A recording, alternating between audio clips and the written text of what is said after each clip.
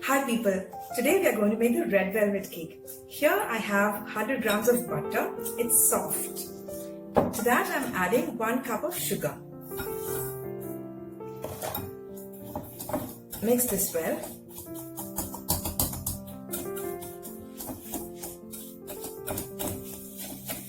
To the butter and sugar we are adding 2 eggs.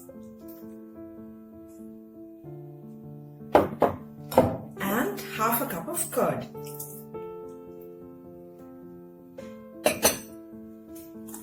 So whisk this well, the butter, sugar, egg and the curd. Now is a secret ingredient for the red velvet cake. We are adding coffee to red velvet cake. Here I've taken 1 teaspoon of coffee, instant coffee powder. To that I'm adding a 1/4 cup of hot water. So I've just boiled a 1/4 cup of water and the coffee and the water are mixed and I'm adding it to the wet mixture.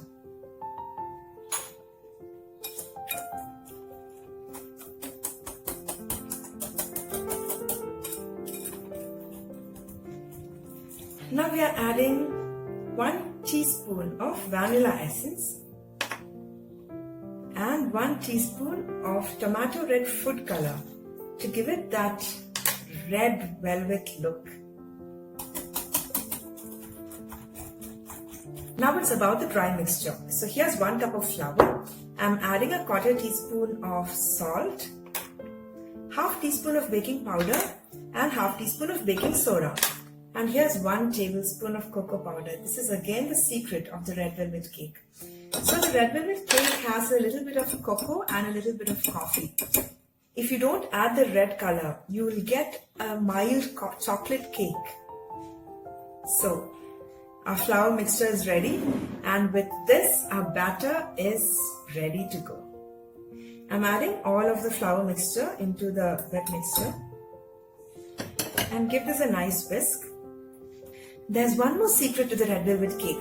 We'll be adding 1 teaspoon of vinegar. So the sourness, the acidity of the vinegar and the curd will react with the baking soda and it will produce small bubbles, and that is what makes the red velvet cake so velvety and soft.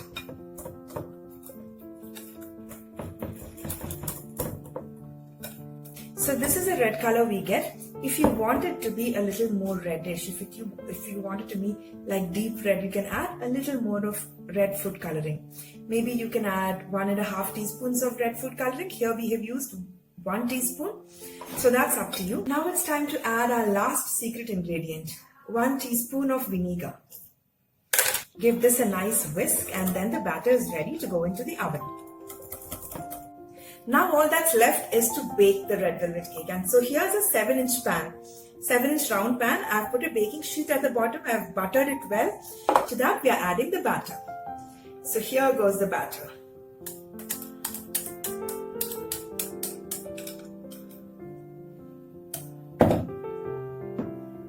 So the batter is ready. Just give it a jiggle. And we'll bake this for 35 to 40 minutes. So the baking time will depend upon your oven. Okay. So always insert a skewer and if it comes out clean, the baking is done. The baking time varies between the size of the pan and it varies between ovens. Okay. So here we are planning to bake it for 35 minutes. We'll check it and then bake it a little longer if we need. Today I checked the doneness of the cake by inserting a knife. So that's how you can see this hole here. So that's okay. We'll cover it up with the icing. Now using a spatula or a knife, just loosen the sides. Once we've loosened the sides, we can invert it.